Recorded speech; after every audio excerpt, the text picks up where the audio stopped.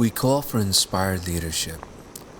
Of all those I have met and listened to, I believe the Dalai Lama is simply one of the most natural and intelligent international leaders we have living on the planet.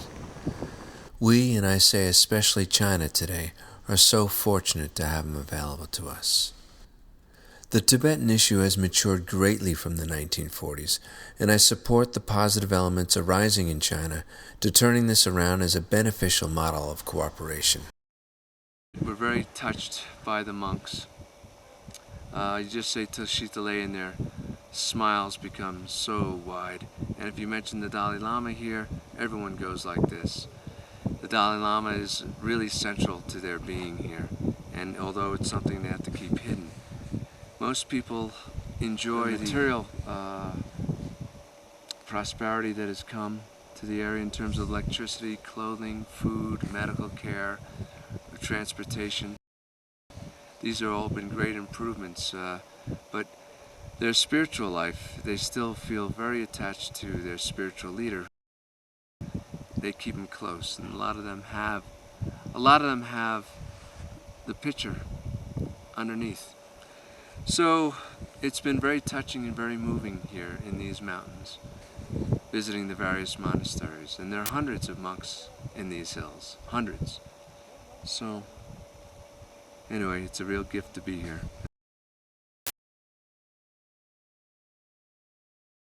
Does denying the spiritual head of such a rich and unique culture reflect any longer the new emerging China?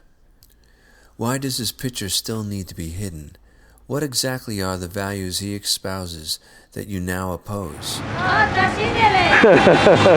The Dalai Lama is clear that every Chinese person has as much worth and same spiritual ground as any Tibetan or any other human being. He would like to see China prosper and its citizens be healthy and happy like all others. The Dalai Lama doesn't ask us to become devotees, nor is he about the accumulation of wealth and power. He has never formed an army of resistance or terror. He motivates his people and us all to be good citizens, to be kind-hearted, to progress for the good of all. His message can only be labeled compassionate.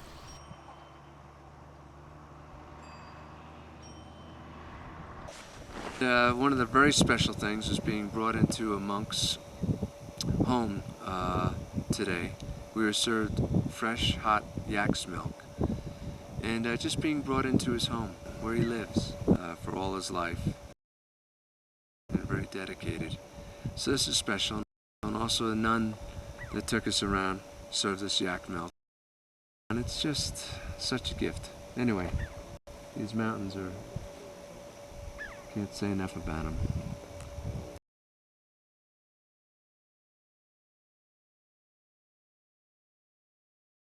So there's the monastery we're in. We're right now taking a walk out in this great field. If you look in the distance, there's another monastery. But we are heading up to a monastery up on top of that hill, and the one next to it. That's where we're going. We wouldn't need to talk politics if it didn't so severely affect our lives. It can't be, read your sacred texts and shut up. It's a living faith, an active daily practice, a core belief interconnected with all life. It's not communism and it's not capitalism, but it can live with and help both when we let it.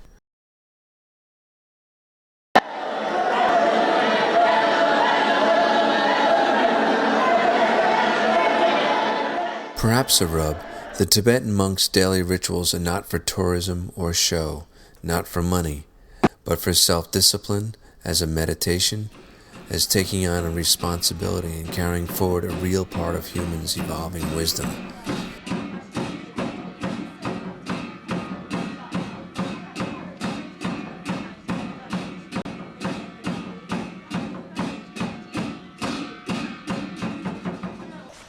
Visited these old, ancient ruins that are probably well over 1,000 years old. And they built another monastery right above it, which is about 900 years old. Particular hill we've come from down. There's the temple we were just at, down below there. And the monks asked me a question, is it true that in America people have signs for Tibet? And I said, yes, you do see those signs. And they're just like, thank you. They just said thank you for that. America. Very good. No. Sheshe. They have it in their heart. They really want to see their leader. They really want to hear him, be with him. We know we are home when our hearts are being heard. People won't speak what's in their hearts if a hidden hand threatens with jail or being locked out of opportunities for work.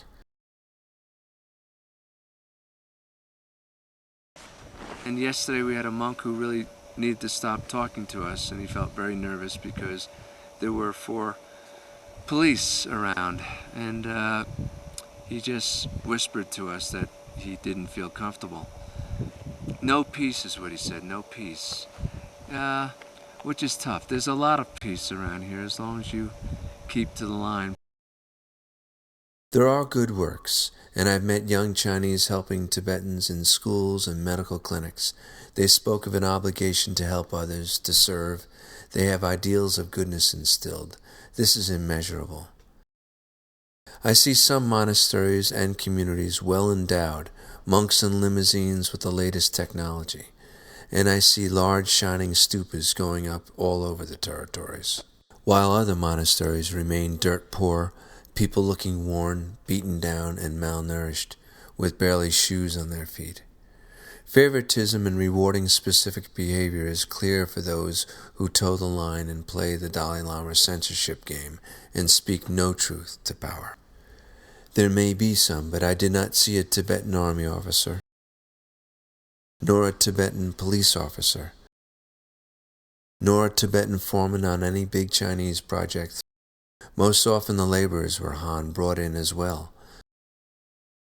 The new train to Lhasa bringing progress actually brings tons more of Han Chinese at a much faster rate to settle, fortify, and intermarry. Too few Tibetans have enough ownership to benefit from the tourist dollars.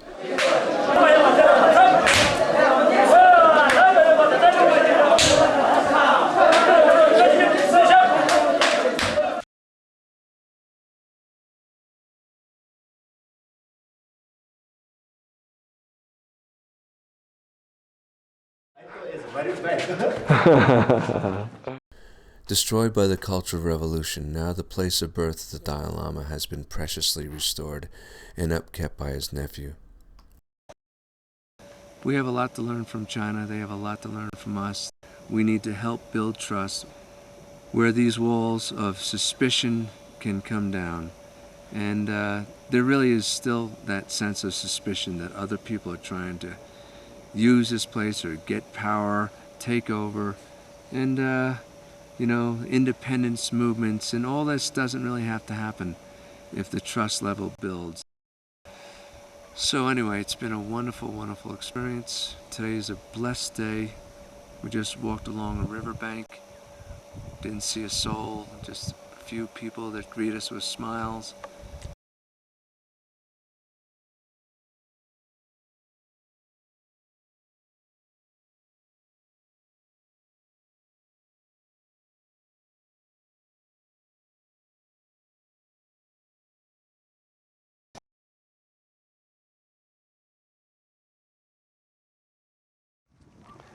Yeah, goes in there, it's nice and warm. Got the fire going. Tashitale. Okay.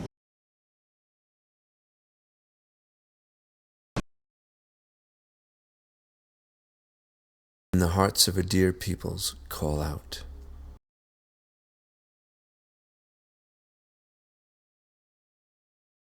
God bless. Tashitale. Dalai Lama.